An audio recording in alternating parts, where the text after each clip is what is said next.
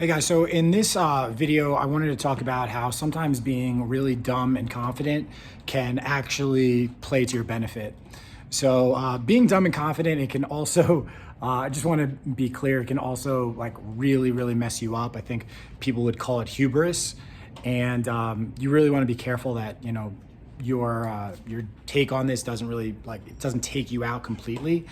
But what I've noticed, like thinking back on, what I've learned and the lessons, the success that I've had in my agency, I realized that being dumb and confident was actually one of the things that really pushed me forward. So to give you guys an example of this is I remember I was building my agency in the Brazilian Jiu-Jitsu niche. So basically I was offering marketing services to Brazilian Jiu-Jitsu schools.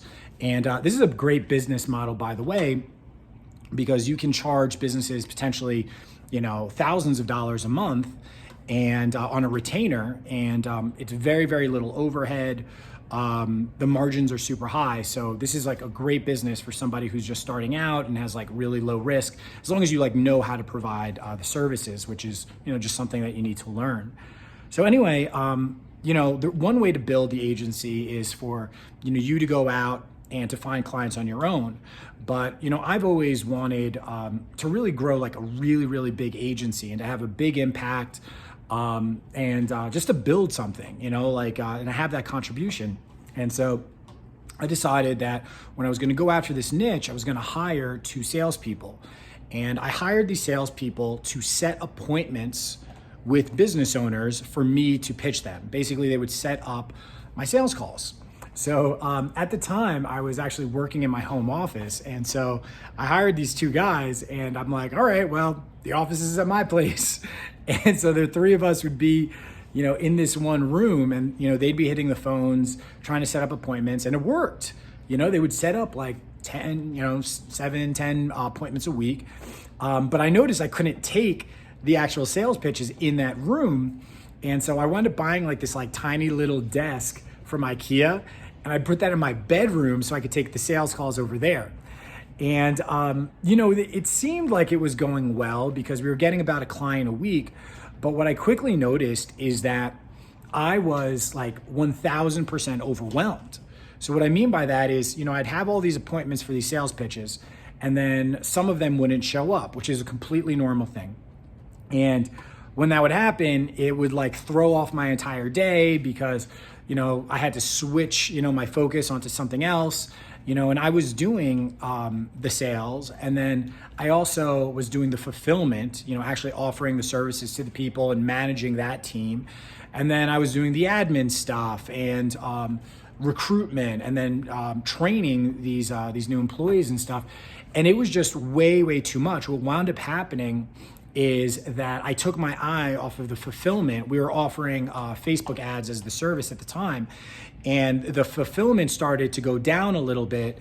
And then our retention was bad, which means that we'd take on a client a week, but those clients wouldn't stay with us for very long. They would stay with us for just a couple of months. And so it was like this hamster wheel. It was like this hamster wheel that I couldn't get off of. And I felt like I was running so hard, but never really getting anywhere. And, finally I decided to shut that down. And the lesson that I learned, because this is a complete, example of being dumb and confident, because here it is I was like, I can handle it all, I'm an entrepreneur, and the thing about entrepreneurs is we tend to have this idea that, we can do things better than other people, or we can handle it all. And that's dumb.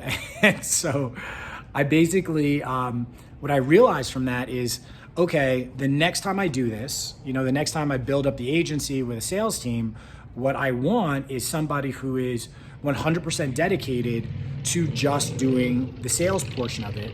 And then on the flip side, what I'm going to do is be 100% dedicated to the fulfillment side of it, making sure that the clients get, the results and that they're overwhelmed with positive results.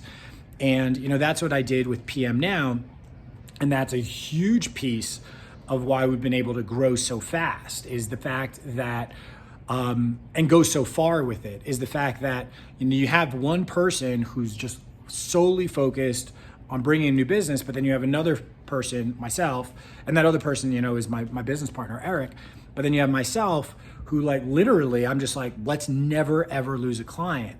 And so, I wanted to give this to you guys because I think that going in like headstrong, having confidence in yourself, is really an asset, as long as you're keeping your eyes open for, where are you getting blocked? Where is it like not working? And this kind of goes back to, other videos where I've talked about seeking understanding, because, when you do like come up against a wall, or when you do realize like this doesn't work, the next step is to actually, look to seek understanding. Well, where is the solution here?